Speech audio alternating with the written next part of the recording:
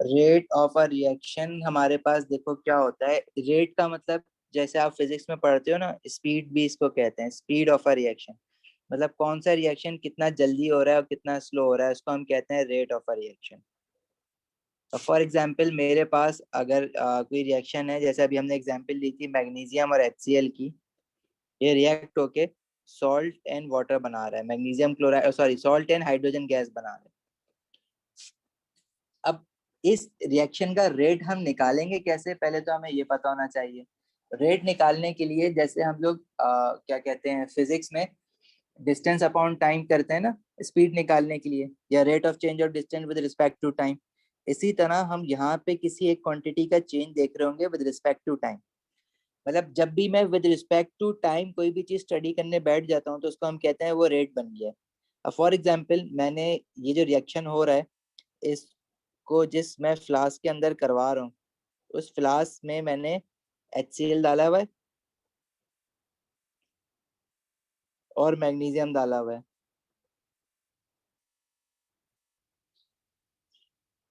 और अगर मैं इसके अंदर एक क्या कहते हैं डिलीवरी ट्यूब लगा दूं, डिलीवरी ट्यूब क्या होगी, क्योंकि इसमें से देखो गैस बन रही है ना, जो गैस बन के बाहर निकलेगी, H2 गैस। और इस डिलीवरी ट्यूब को मैं कनेक्ट कर दूं एक गैस सिरिंज से। गैस सिरिंज क्या करती है, जो गैस प्रोड्यूस हो रही है वो गैस उसमें आके कलेक्ट होना शुरू हो जाएगी। और गैस कितनी कलेक्ट हो रही है वो उस पे जो है वो मार्किंग होती है, तो उससे मैं उसका वॉल्यूम रीड आउट कर सकता हूँ कि कितना हाइड्रोजन गैस इस गैस सिरिंज में आके कलेक्ट हो गया है। अच्छा, जब ये रिएक्शन स्टार्ट होगा तो मेरे पास होगी एक स्टॉप वॉच।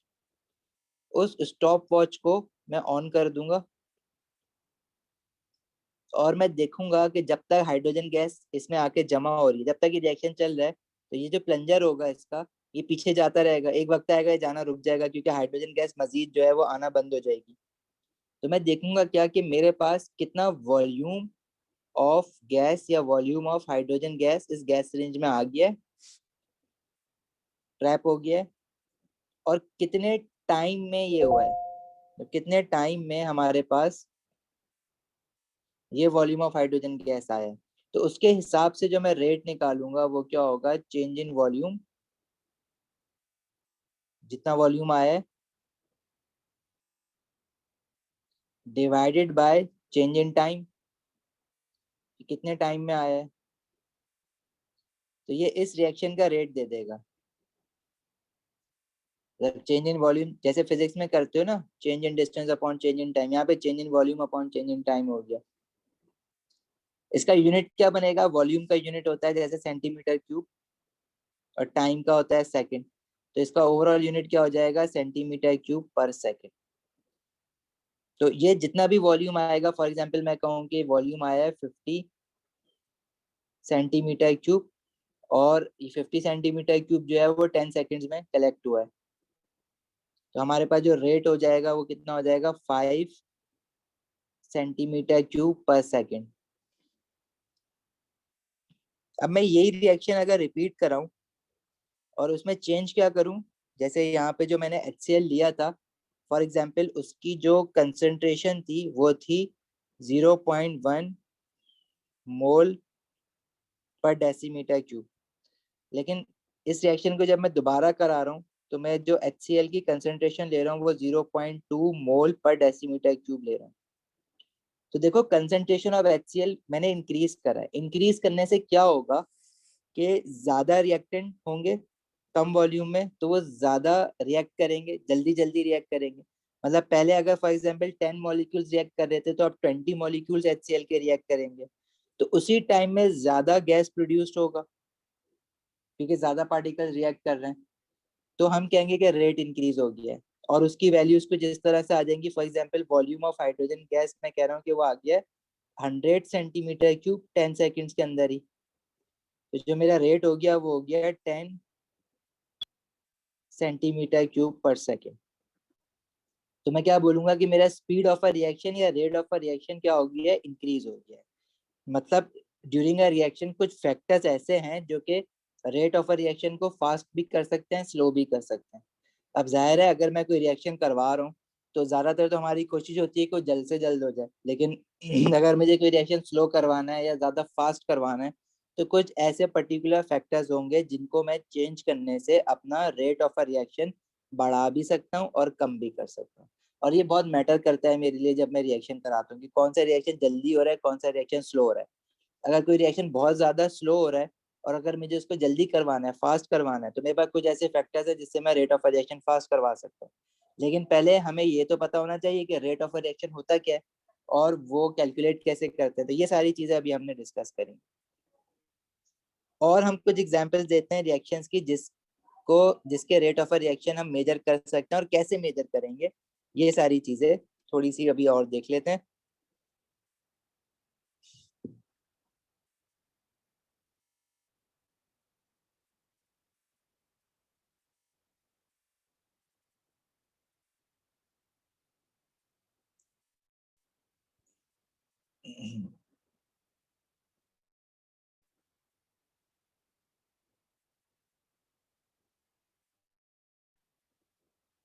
अच्छा जी, ये हमारे पास वैसा ही एक apparatus है जैसा हमने बनाया अभी। इसमें जो रिएक्टेंट्स है हमारे पास, वो जो भी है रिएक्ट होने पे गैस प्रोड्यूस हो रही है। ये जो गैस प्रोड्यूस हो रही है ये ट्रैप हो रही है जाके किसमें, गैस सिरिंज में। ठीक है, एक कॉनिकल फ्लास्क में हमने जो है वो रिएक्शन किया और जो रिएक्टेंट है जो उनमें जो प्रोडक्ट बन रहा है वो एक गैस है। जैसे फॉर एग्जांपल मैंने कह दिया कार्बन डाइऑक्साइड गैस प्रोड्यूस हो रही है। कार्बन डाइऑक्साइड गैस कैसे प्रोड्यूस होती है, जब एसिड और मेटल कार्बोनेट रिएक्ट करते हैं। अभी जो गैस प्रोड्यूस होगी वो गैस सिरिंज में आके ट्रैप हो रही है। तो कितने टाइम में, स्टॉप वॉच को यूज करेंगे, कितने टाइम में कितनी गैस प्रोड्यूस हो रही है, तो उससे हम रेट निकाल सकते हैं कि total volume of gas collected divided by total time, that would give me a rate of a reaction और a speed of a reaction.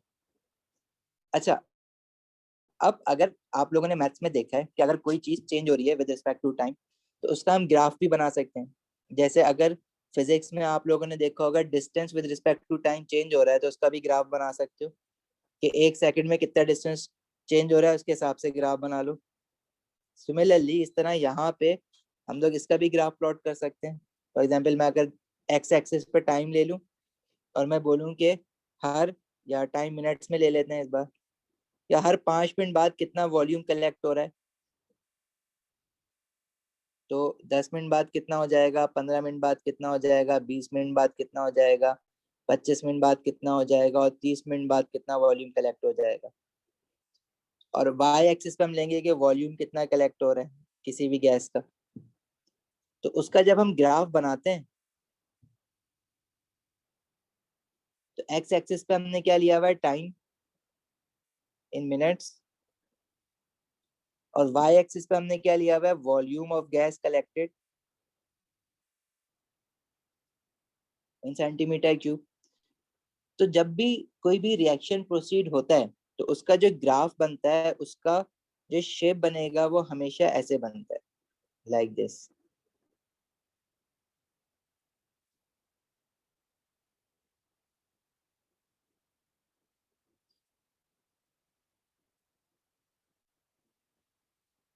अच्छा, इस ग्राफ के वाई एक्सिस पे क्या है, वॉल्यूम, और एक्स एक्सिस पे क्या है, टाइम।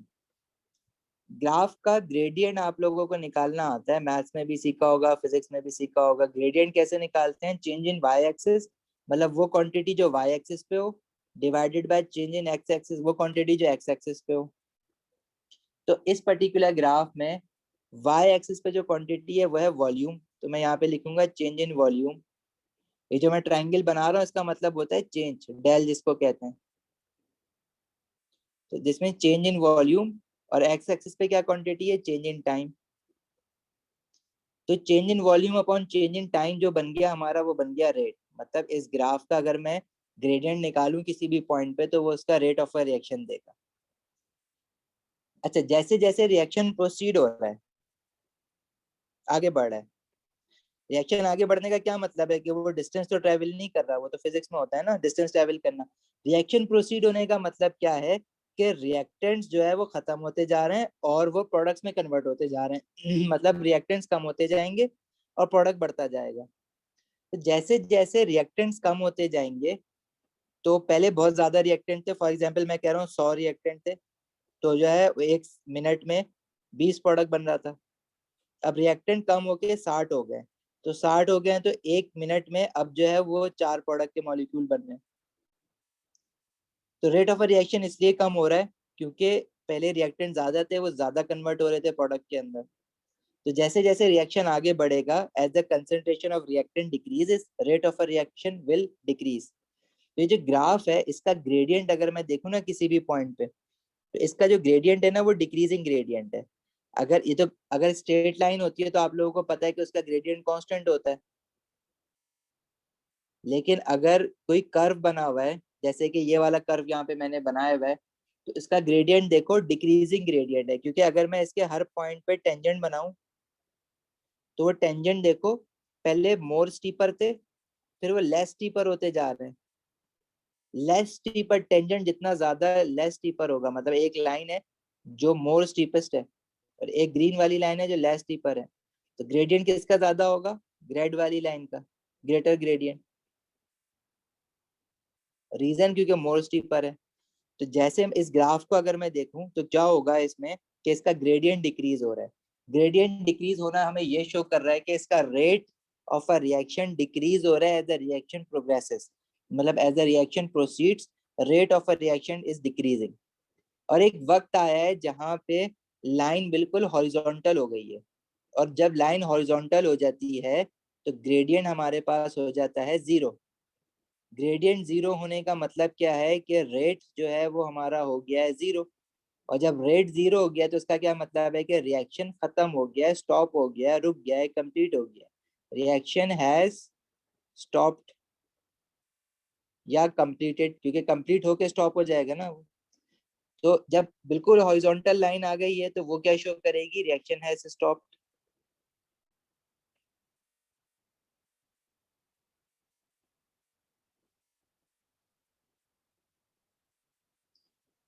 उससे पहले पहले देखो वाई एक्सिस पे वॉल्यूम इंक्रीज ही हो रहा था, टाइम के साथ साथ वॉल्यूम इंक्रीज हो रहा था। लेकिन फिर टाइम तो इंक्रीज होता रहेगा, स्टॉपवॉच अगर अभी भी खुली हुई है, लेकिन वॉल्यूम देखो फिर चेंज नहीं हो रहा, वॉल्यूम उतना ही है। इट मीन्स के अब मजीद कार्बन डाइऑक्साइड या हाइड्रोजन, ये गैस है, जो भी गैस रिलीज हो रही थी प्रोडक्ट में, वो बनना बंद हो गई है। अब मजीद वो नहीं बन रही है, नहीं बन रही है, तो इसका क्या मतलब है कि reaction must have been stopped. And this is shown by the gradient और the horizontal line in the curve. तो बिल्कुल लाइन जब हॉरिजॉन्टल हो जाएगी तो वो शो करेगा कि रिएक्शन रुक गया। लेकिन उस ड्यूरेशन में, जिस ड्यूरेशन में रिएक्शन चल रहा था, उस ड्यूरेशन में अगर आप देखो तो कर्व आ रहा है, और वो कर्व इस बात को शो कर रहा है कि रिएक्शन चल तो रहा है आगे, but the rate of reaction is decreasing. Rate, rate को हम स्पीड भी कहते हैं, ठीक है, स्पीड ऑफ रिएक्शन या रेट ऑफ रिएक्शन।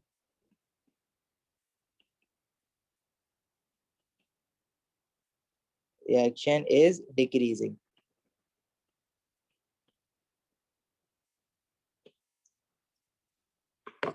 समझ आई बात? कुछ सवाल यहाँ तक किसी का?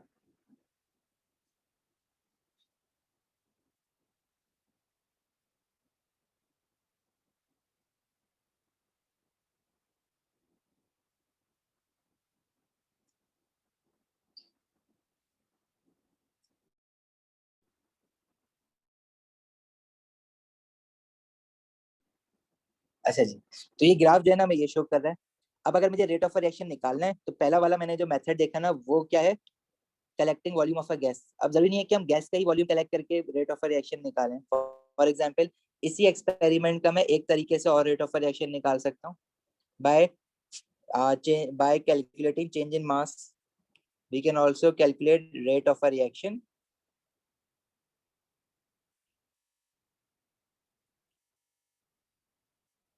by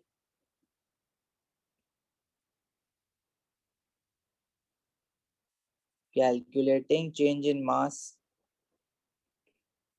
अब चेंज इन मास कैसे देखेंगे? फॉर एग्जांपल मेरे पास ये रिएक्शन है, मैग्नीशियम कार्बोनेट रिएक्ट हो रहा है एसिड से HCl, तो ये बनाएगा magnesium chloride, salt, water and carbon dioxide gas.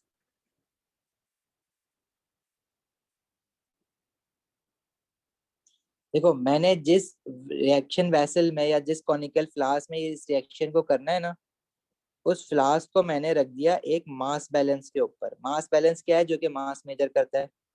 This is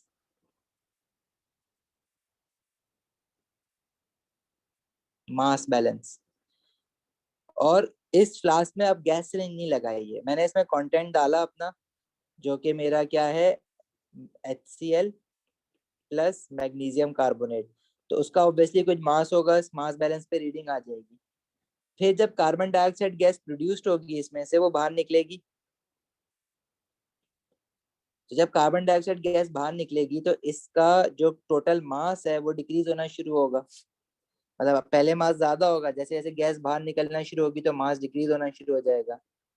वो वैल्यूज अगर मैं टेबुलेट करूंगा, टेबल में लिखूंगा, और फिर मैं ग्राफ बनाऊंगा टाइम वर्सेस चेंज इन मास, मतलब मास कितना चेंज हो रहा था, जैसे मास ग्राम्स में लिया हुआ है। तो पहले मास ज्यादा होगा, फिर मास जो है वो कम होना शुरू होगा, और एक वक्त आएगा मास कम होना बंद हो जाएगा। जब कार्बन डाइऑक्साइड जितनी निकलनी थी निकल चुकी है, तो उस वक्त पे मास फिर डिक्रीज होना बंद हो जाएगा। जितना डिक्रीज होना था वो हो गया, क्योंकि उसके बाद मजीद कार्बन डाइऑक्साइड गैस नहीं निकल रही है। इसका मतलब क्या है कि हमारा रिएक्शन स्टॉप हो गया, रुक गया। मुनीब फैक्टर्स, अभी हम आएंगे फैक्टर्स की तरफ।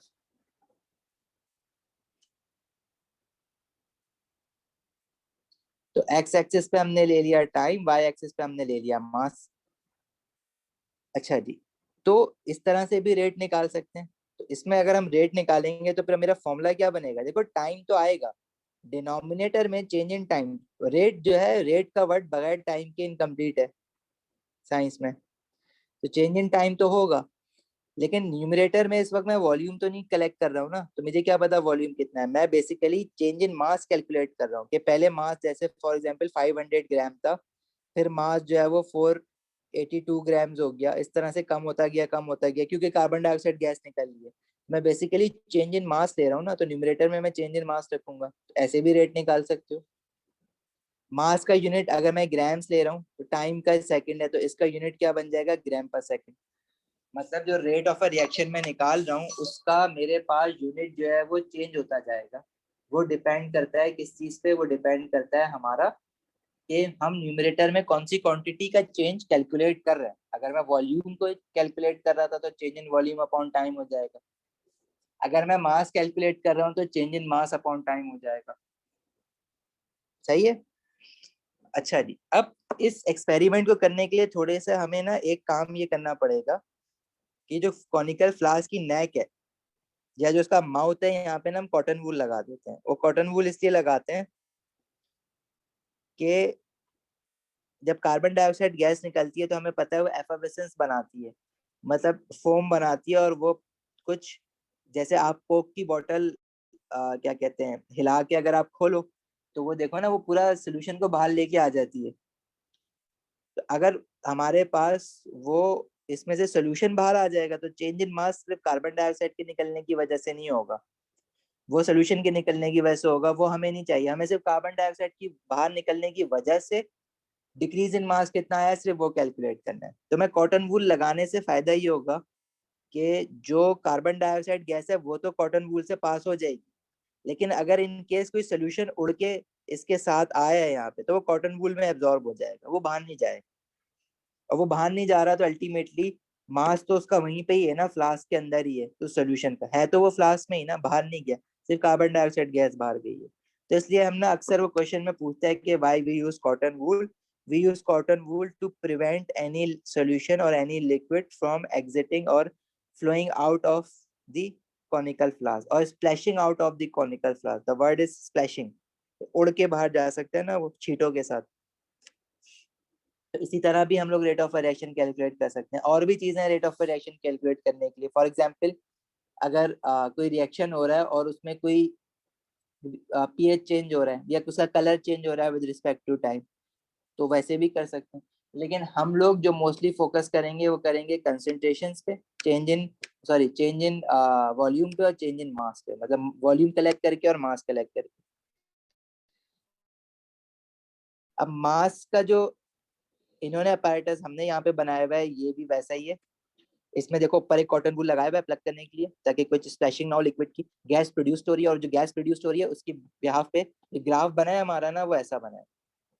अब देखो, चाहे रिएक्शन में आप मास कैलकुलेट कर रहे हो या वॉल्यूम कैलकुलेट कर रहे हो, तो रिएक्शन की डायनामिक्स तो वैसी है ना, रिएक्शन तो वही हो रहा है। और हमने क्या बात पढ़ी वॉल्यूम के केस में, कि as a reaction proceeds rate of a reaction must decrease because reactants are being used up, so lesser reactants are now available, so rate of a reaction will be lesser. Similarly, how we can show from this graph that rate of a reaction is decreasing? See, अगर मुझे rate निकालना है इसका, तो इसका जो gradient होगा graph का, वही उसका रेट है, ऐसा ही है ना। और इसका ग्रेडियंट क्या है? चेंज इन वाई, वाई पे क्या है? मास है, divided by change in time, x पे क्या है? टाइम है। तो अगर मैं इस ग्राफ पे ग्रेडियंट देखूं, तो इनिशियली अगर मैं ग्रेडियंट बनाऊं, तो टेंजेंट बना के ग्रेडियंट निकालेंगे ग्राफ का। तो अगर मैं लाइन से टेंजेंट बनाऊं, तो देखो टेंजेंट जो है वो लेस स्टीप होते जा रहे हैं, और एक वक्त आएगा हॉरिजॉन्टल हो जाएंगे।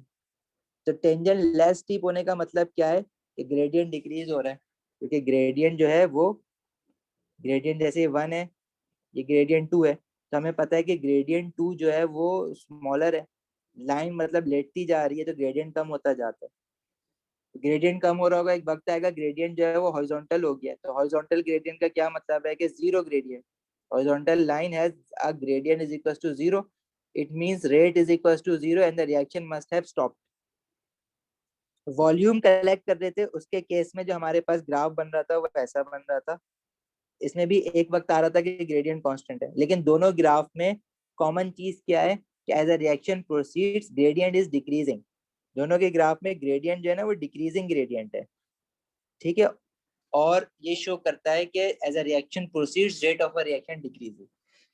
तो ऐसा रिएक्शन में क्या होता है? जैसे रिएक्शन होता है कि रेट ऑफ रिएक्शन डिक्रीज होता है, वो हम कह रहे हैं कि रिएक्टेंट यूज्ड अप होते जाते हैं। तो उसके लिए हम ना कुछ फैक्टर्स स्टडी करेंगे, जो हमें बताए कि रेट ऑफ रिएक्शन वो कौन से फैक्टर्स है जो रेट ऑफ रिएक्शन फास्ट कर सकते हैं या स्लो कर सकते हैं। कोई सवाल है यहाँ तक किसी का?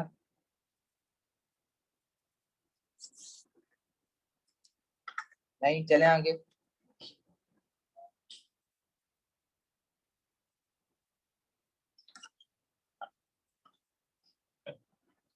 अच्छा, हमारे पास जो रेट ऑफ रिएक्शन अफेक्ट करते हैं ना फैक्टर्स, वो हमारे पास टोटल 5 फैक्टर्स हैं जो हम लोगों ने देखने। लेकिन सबसे पहले हम उसमें देखेंगे concentration of a reactant. Reactant क्या है? जो कि कन्वर्ट हो रहा है प्रोडक्ट। कंसंट्रेशन आप लोग जानते हो, number of moles over volume in decimetre cube. अगर मैं concentration of a reactant increase करूंगा, तो there will be more particles present, और जितने ज्यादा पार्टिकल्स होंगे, जितने ज्यादा रिएक्टेंट होंगे, दे विल कोलाइड मोर, ठीक है, जिसकी वजह से they will produce more product. Simple सी बात है ना। देखो, जब भी कोई रिएक्शन हो रहा है, वो क्यों हो रहा है? Because reactants collide with each other,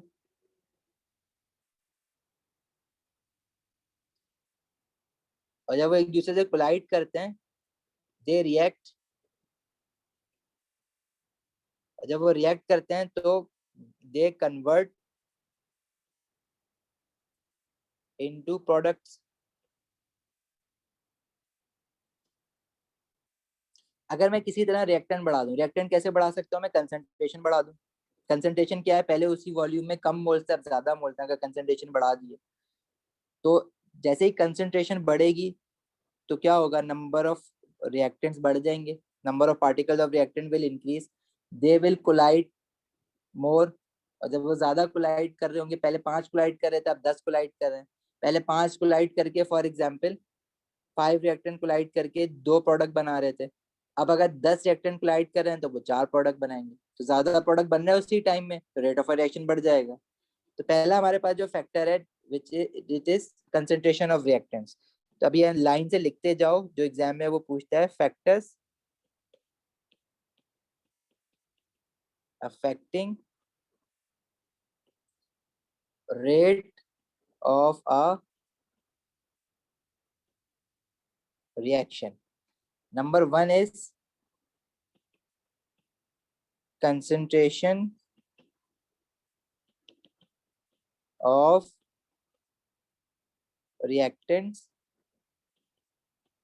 और ये चीज हमें क्या कहती है, increasing concentration of reactants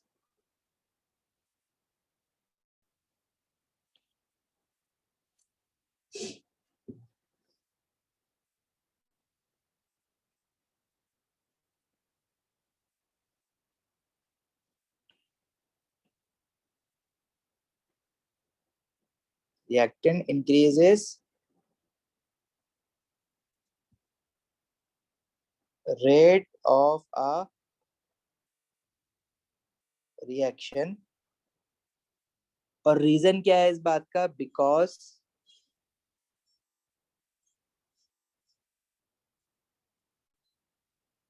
chances of effective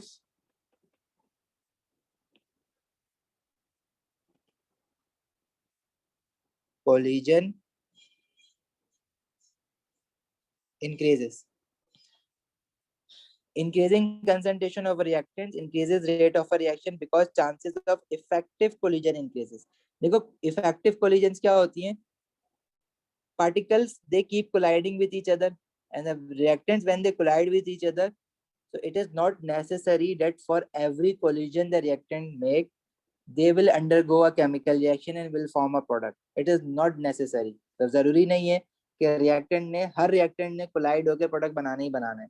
सिर्फ कुछ reactant ऐसे होते हैं जो collision पे product बना सकते हैं, उनके पास एक specific type की energy होनी चाहिए, ठीक है, जिसको हम कहते हैं एक्टिवेशन एनर्जी. वो भी अभी आगे आता है, वो भी पढ़ते हैं. तो अगर if a reactant have energies equal और greater than the activation energy, such reactants when they collide they will form a product, and such a collision at which the reactants collide to form a product is known as effective collision. ठीक है, लिख लो बल्कि ये बात यहीं पे. हमारे पास एक चीज होती है activation energy.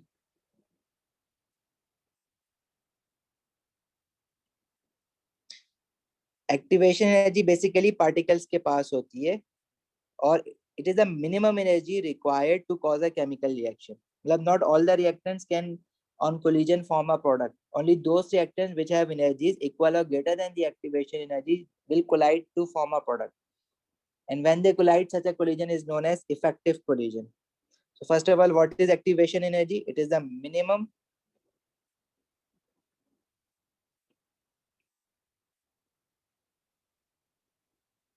energy required to cause a chemical reaction.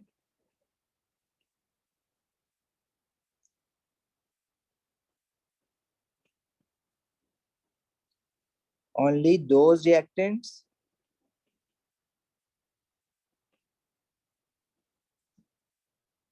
which have energies equal or greater than activation energies will collide to cause a chemical reaction, and such a collision is known as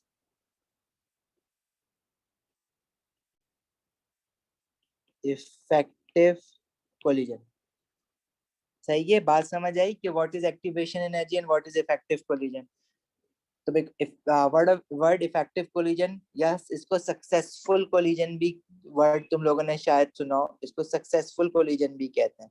successful इसलिए क्योंकि at this collision the reaction will occur, otherwise it won't occur. अगर वो reactants collide करे जिनके पास energy less than activation energy हो, though they are colliding but they do not undergo a chemical reaction, they do not get converted into product.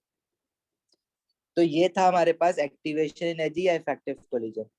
तो ये जरूरी है समझना बाकी चीजें समझने के लिए। अगर नहीं समझ आया तो बता दो, I can repeat. Otherwise if you want, if concentration, how concentration of a reactant increases the rate of a reaction, because increasing concentration of reactant increases rate of a reaction, because chances of effective collision increases when concentration increases। सही है, यहाँ तक बात समझ आई है। दूसरे factor की तरफ चलें फिर।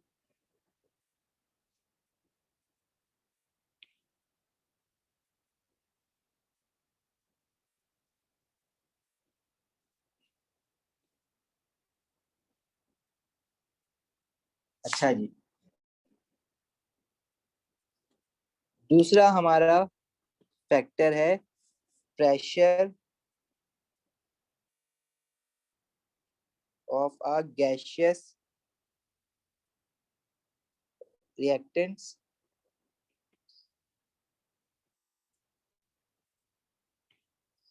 Pressure of a gaseous reactant, gaseous reactant के लिए मैं क्यों बात कर रहा हूँ? देखो, प्रेशर इंक्रीज करने से क्या होता है कि particles move closer to each other, लेकिन only in gases, because in solids particles are already closely packed to each other. So further increasing in pressure will have no space in spacing between the particle because they are already touching each other.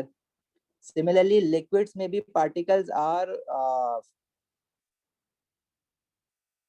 very near to each other, ठीक है, उसमें भी दूर दूर होते ही नहीं है। तो प्रेशर इंक्रीज करने से कोई वो बहुत ज्यादा करीब करीब, वो ऑलरेडी इतना करीब करीब है। However, in gases, particles are very far apart from each other. So increase in pressure of a gas will definitely move the particle towards each other. जब पार्टिकल एक दूसरे के करीब करीब हो जाएंगे तो what you think chances of collision will increase. मतलब पहले पार्टिकल जो थे, दो पार्टिकल थे, जैसे मैं कह रहा हूँ ये रेड वाला पार्टिकल था और एक ग्रीन वाला पार्टिकल था। these two particles have energy is equals to or greater than activation energy। मतलब ये दोनों कोलाइड होंगे तो रिएक्शन होगा, but what are the chances that these two collide? they are very far apart from each other। तो green वाला जो वो रैंडमली मूव करता हुआ यूं जा रहा है, रेड वाला जो वो यूं जा रहा है। अब दोनों अपोजिट डायरेक्शन में तो कभी कोलाइड नहीं करेंगे, ऑब्वियसली करेंगे क्या पता, अभी फिलहाल तो नहीं कोलाइड कर सकते। However if I want to increase the rate of a reaction, अगर मैं चाह रहा हूँ कि रिएक्शन जल्दी हो, तो मैं चाहूंगा कि जल्दी जल्दी कोलाइड करें ना, करीब कोलिजन के चांसेस बढ़ेंगे, कोलाइड होंगे जल्दी जल्दी, तो रेट ऑफ अ रिएक्शन बढ़ेगा। तो मैं क्या करूंगा, इन पे प्रेशर इंक्रीज कर दूंगा। प्रेशर इंक्रीज करने से क्या होगा, ये क्लोज क्लोज हो जाएंगे। जब ये क्लोज क्लोज हो जाएंगे तो इनके टकराने के चांसेस भी बढ़ जाएंगे। ऐसा ही है ना? लेकिन ये सिर्फ और सिर्फ गैसियस रिएक्टेंट के लिए, सॉलिड और लिक्विड में ये चीज काम नहीं करेगी। क्या याद होना चाहिए? Increasing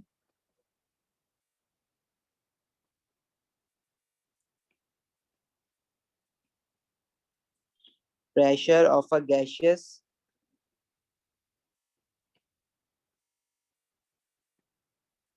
reactants will increase the rate of a reaction, because when particles move closer, their chances of collision increases। सही है? तो this was a second factor.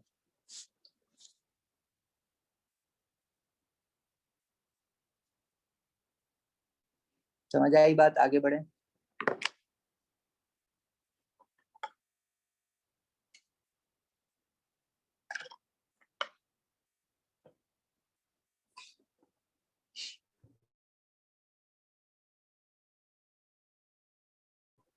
ठीक है, ये लिखे हुए भी हैं यहाँ पे, जो है ना वो हम लोग डिस्कस करेंगे। क्या कहते हैं, टेम्परेचर ऑफ अ रिएक्शन। मतलब अगर हम टेम्परेचर बढ़ाएंगे तो क्या होगा, थर्ड फैक्टर इज टेम्परेचर.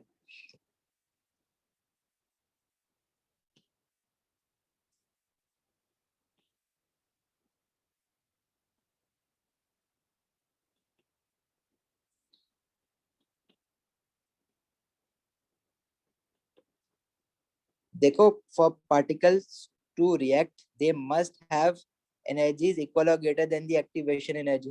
और एक्टिवेशन एनर्जी हम लोगों ने एनर्जेटिक्स में डिस्कस की थी ना, एनर्जी फ्रॉम केमिकल्स पढ़ते हुए, कि अगर कोई रिएक्शन एंडोथर्मिक है या एक्सोथर्मिक है. For example if a reaction is endothermic, so this energy from reactant to product is the activation energy of a reaction. ठीक है. सिर्फ वही पार्टिकल जिनके पास एनर्जी इक्वल और ग्रेटर देन एक्टिवेशन एनर्जी है, only those particles can react. तो अगर मुझे बाकी पार्टिकल्स को रिएक्ट करवाना है तो मैं उनको और एनर्जी दूं, इतनी एनर्जी दूं कि बहुत ज्यादा पार्टिकल्स की energy greater than activation energy हो जाए, ताकि वो भी फिर रिएक्ट करेंगे. वो मैं कैसे दे सकता हूँ? By increasing temperature. तो अगर मैं टेम्परेचर इंक्रीज करता हूँ तो क्या होगा? Increasing temperature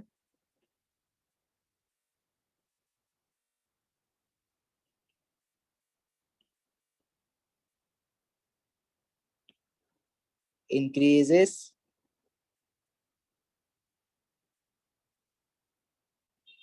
kinetic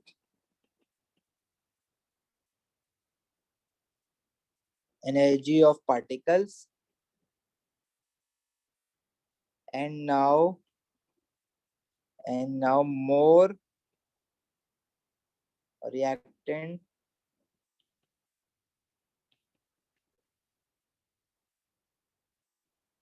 particles will have energies equal or greater than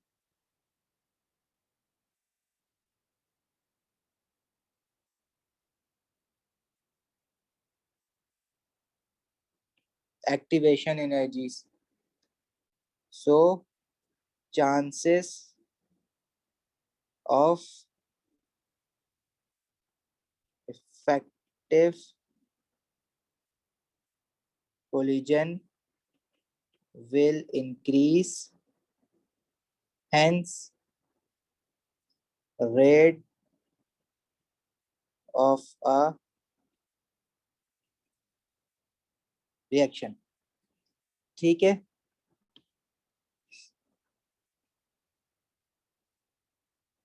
Third factor was temperature of a reaction.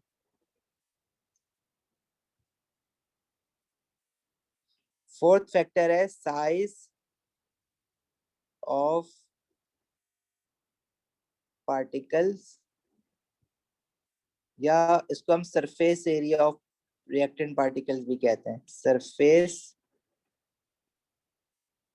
Area of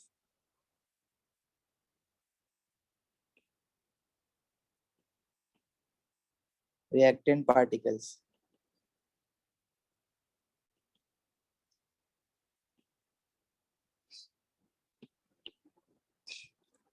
देखो, सरफेस एरिया का क्या मतलब है? अगर मेरे पास एक ये फॉर एग्जांपल एक पीस रखा हुआ है किसी भी रिएक्टेंट का, इस पीस को अगर मैं इस तरह से कट कर दूं 4 टुकड़ों में, the one piece is like this, other piece is like this,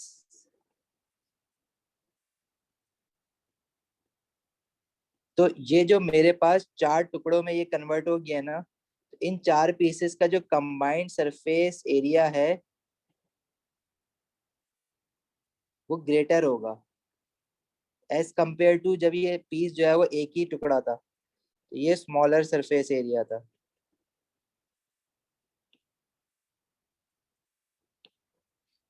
तो जब सरफेस एरिया बढ़ जाता है तो देखो एरिया एक्सपोज बढ़ जाता है, मतलब ये पार्टिकल यहाँ से भी एक्सपोज्ड है, यहाँ से भी एक्सपोज्ड है, ऊपर से भी है और अब नीचे से भी है. पहले जो है वो सिर्फ ऊपर वाला फेस, साइड वाले फेसेस थे, लेकिन अब जो कट के बीच में से टुकड़ा निकला है वहां से भी वो एक्सपोज्ड है. तो जब सरफेस एरिया, अगर फॉर एग्जांपल कोई रिएक्टेंट है जैसे कि मैग्नीशियम है और HCl में मैंने डाला, तो बन रहा है मैग्नीशियम क्लोराइड और हाइड्रोजन गैस। अगर मैं मैग्नीशियम जो है वो पूरा एक बड़ा सा पीस डाल दूं मैग्नीशियम का, और एज कंपेयर टू मैं इस मैग्नीशियम को स्मॉल पीसेस करके डालूं, छोटे छोटे टुकड़े करके डालूं, और एज कंपेयर टू दिस मैं मैग्नीशियम को ना पाउडर कर दूं, इनको क्रश कर दूं, ग्राइंड कर दूं, तो सबसे ज्यादा जो सरफेस एरिया होगा वो पाउडर्ड मैग्नीशियम का होगा, ग्रेटेस्ट पाउडर्ड का। उसका रीजन क्या है? उसका रीजन ये है कि सरफेस एरिया इसका इसलिए बड़ा है या एरिया एक्सपोज बड़ा है, तो सबसे जल्दी रिएक्ट कौन करेगा? पाउडर्ड मैग्नीशियम रिएक्ट करेगा। देखो इसकी एग्जांपल वैसी है, जैसे अगर आपने कोई मीट कुक करना है, जैसे अगर आपने चिकन पकानी है, तो अगर वो आप बड़ा पीस डाल दो तो उसको पकने में टाइम लगता है, लेकिन अगर आप उसके छोटे छोटे छोटे छोटे पीसेस करके डालो तो जल्दी पक जाते हैं, क्योंकि एरिया एक्सपोज बढ़ जाता है, तो छोटे पीसेस हर जगह से हीट एब्जॉर्ब करेंगे और वो जल्दी जो है वो कुक हो जाएगा। तो बात क्या समझ आई कि increases surface area, surface area जब बढ़ेगा मतलब पीसेस को जितना छोटा करोगे उतना ज्यादा सरफेस एरिया होगा। तो decreasing the size of the particles or increasing the surface area is the same thing, will increase the rate of a reaction, because again chances of effective collision are increasing, more area is exposed। ठीक है। अच्छा, इसका reason लिखा हुआ है यहाँ पे, लिखे हुए तो सारे ही थे,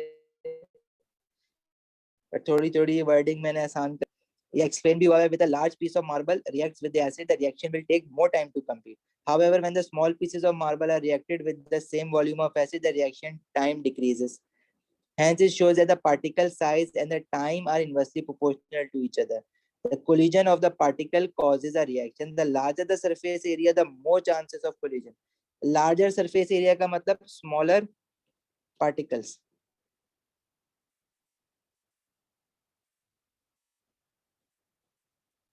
ठीक है। The surface area increases as the size of the particle decreases. और अगर मैं रेट ऑफ रिएक्शन का वो देखूं, ग्राफ देखूं, तो अगर मेरे पास मार्बल चिप्स हैं बड़ी बड़ी और एज कंपेयर टू छोटी छोटी, तो रेट ऑफ रिएक्शन फास्ट किसका होगा? जब मार्बल चिप स्मॉल है। उसका रीजन क्या है? अच्छा, कैसे पता चला रेट ऑफ रिएक्शन फास्ट है? ये जो ब्लू वाला मेरा ग्राफ है वो देखो, वो मोर स्टीपर है। मोर स्टीपर का क्या मतलब है? कि ग्रेडियंट ज्यादा बड़ा है उसका, ग्रेडियंट ज्यादा बड़ा है तो उसका मतलब रेट ज्यादा है, as compare to large marble chip. जो रेड वाला ग्राफ है उसमें देखो ग्रेडियंट जो है वो कम है हर पॉइंट पे, लेकिन फाइनल वॉल्यूम सेम ही प्रोड्यूस्ड हो रहा है, क्योंकि मास तो वही लिया था ना, बस फर्क क्या किया था, उन्हीं मार्बल चिप्स को क्रश करके छोटा करके डाल दिया था, तो वो रिएक्शन जल्दी कंप्लीट हो गया। देखो ब्लू वाला ग्राफ जल्दी हॉरिजॉन्टल हो गया, इट मींस के reaction has finished earlier, come time में जल्दी हो गया रिएक्शन वो। तो if you increases the surface area or decreases the size of the particle, rate of a reaction increases as chances of collision increases। ठीक है।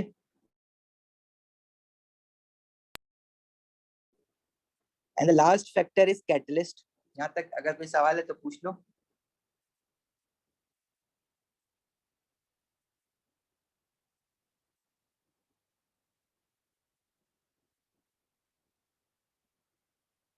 नहीं।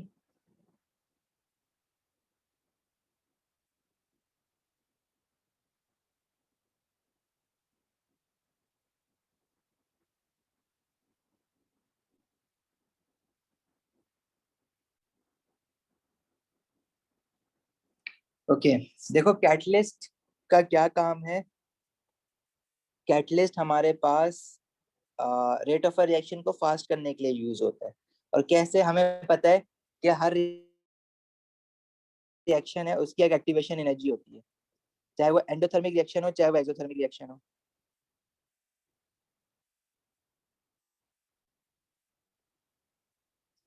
चाहे वो एंडोथर्मिक हो चाहे वो एक्सोथर्मिक हो।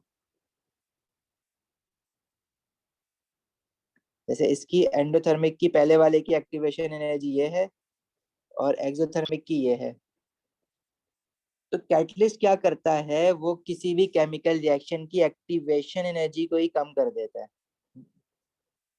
तो पहले सिर्फ लेट से मैं कह रहा हूँ कि 10 पार्टिकल्स थे जिनके पास जो थी एनर्जी जो थी इक्वल और ग्रेटर देन एक्टिवेशन एनर्जी थी, तो वही रिएक्ट करेंगे ना सिर्फ। लेकिन अगर मैं कुछ ऐसा करूं कि एक्टिवेशन एनर्जी की वैल्यू ही कम हो जाए, तो क्या होगा? Now more number of particles can react और effectively collide to cause a chemical reaction. इसका क्या मतलब है? जैसे फॉर एग्जांपल ये एक वॉल बनी हुई है,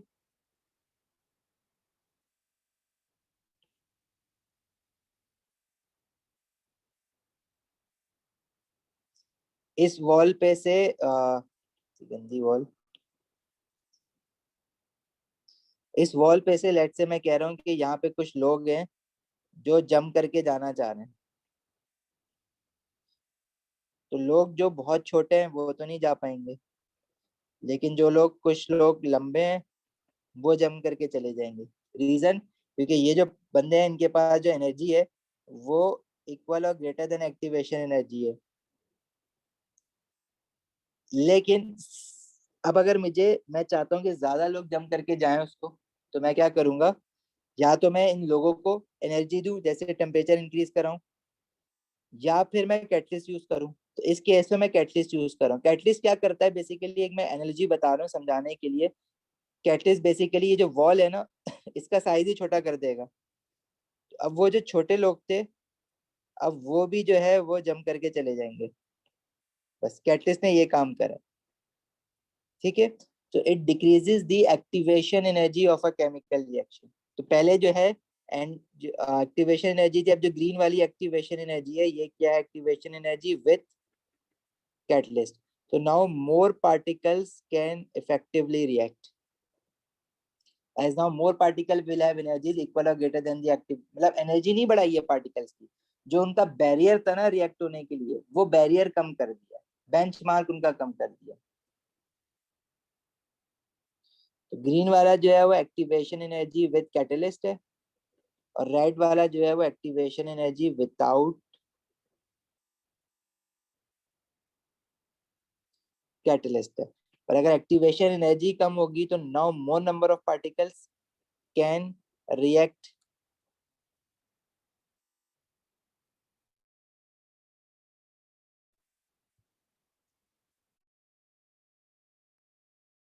how does activation energy affects?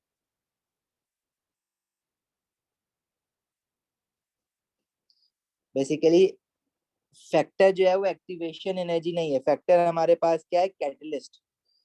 Catalyst लिखो। और कैटलिस्ट काम क्या करता है? Catalyst increases the rate of a chemical reaction using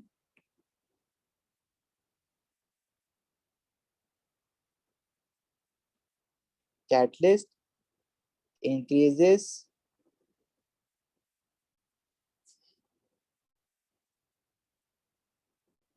rate of a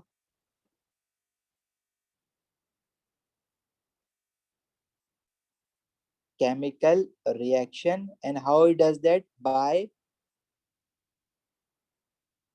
decreasing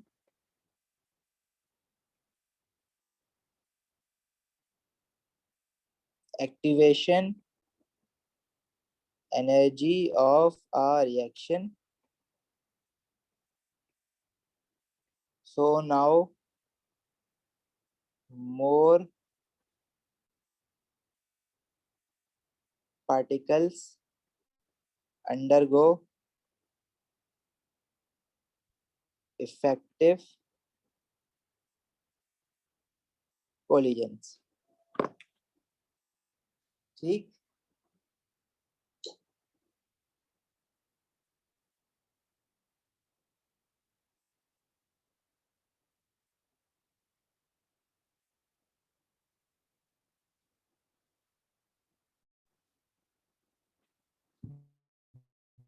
ये हमारे पास जो है ना कुछ रिएक्शन, और जो कैटलिस्ट हम लोग थ्रू आउट दिस कोर्स पढ़ने वाले हैं ना, वही हमारे पास कुछ रिएक्शन और उनके कैटलिस्ट है। अभी तक हम लोगों ने कोई ऐसा जैसा रिएक्शन पढ़ा नहीं है जिसका कैटलिस्ट भी पढ़ा हो, लेकिन आगे वाले चैप्टर में रिवर्सेबल रिएक्शन में हम 2 कैटलिस्ट पढ़ लेंगे। हेबर प्रोसेस में आयरन यूज होता है, कॉन्टैक्ट प्रोसेस में वेनेडियम यूज होता है।